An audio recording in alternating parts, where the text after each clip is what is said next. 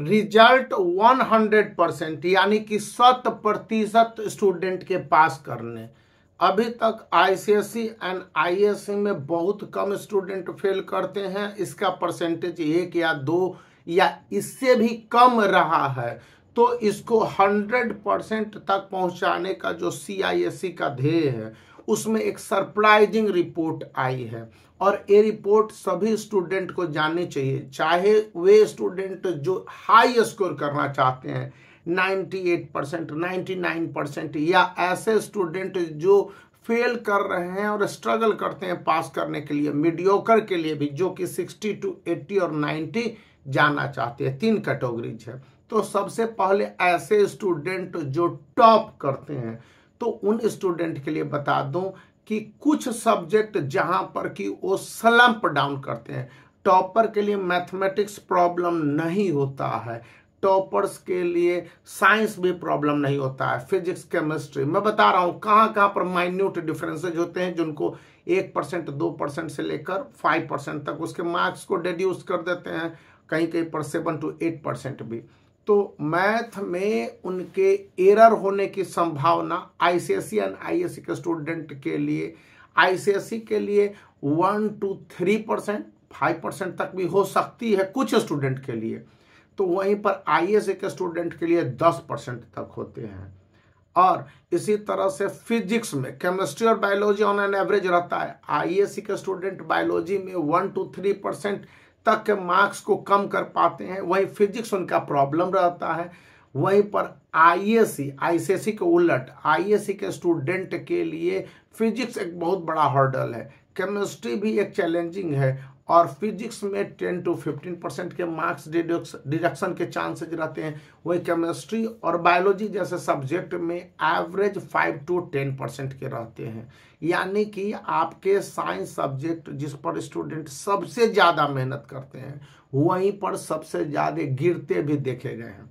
Science stream के student के लिए जो प्रॉब्लम करता है नेक्स्ट सब्जेक्ट है इंग्लिश और एसएसटी। यहाँ पर वो मार्क्स खाते हैं 2%, 3%, 4%, और उनका मार्क्स गिर के चला आता है नीचे, जबकि ऐसा होना नहीं चाहिए था। तो एक प्रॉब्लम वहां पर होता है, और इसके कारण वे 90%, 91% से लेकर 97, 98% तक जाते हैं।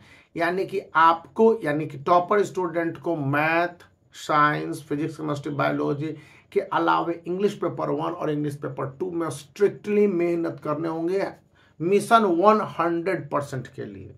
वहीं पर फेल करने वाले स्टूडेंट, बड़ा विचित्र केस आ गया है यहाँ पर कि ऐसे स्टूडेंट फेल करते हैं सबसे ज़्यादा। अगर कोई स्टूडेंट फेल कर रहे हैं, सबसे ज़्यादा मतलब 19% फेल कर रहे हैं, तो भी मैथमेटिक्स में और साइंस में भी फेल कर रहे हैं।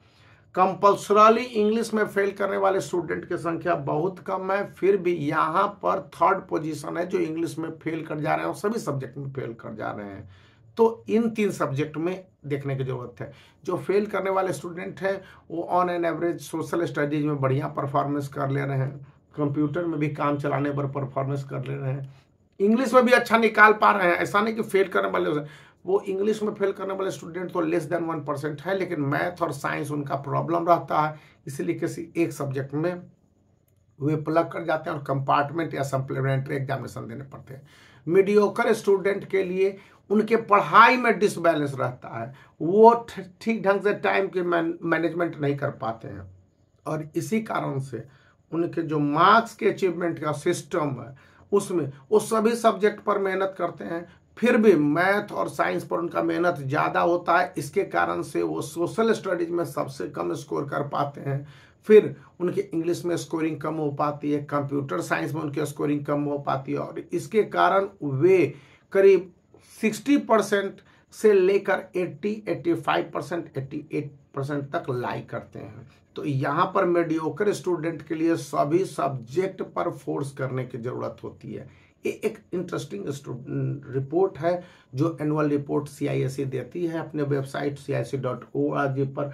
उससे इंस्पिरेशन लेने के बाद 2024-25 एकेडमिक सेशन के बोर्ड एग्जामिनेशन 2025 के लिए जो रिपोर्ट और रिजल्ट बताए गए, मैं वही आपके साथ शेयर किया कि स्टूडेंट को किसी भी तरह से प्रॉब्लम नहीं होने चाहिए और आने वाले समय में वो अपने आप को इम्प्रूव कर सके। तो आप वीडियो को लाइक कर सकते हैं, चैनल को शेयर कर सकते हैं, सब्सक्राइब करना याद रखें।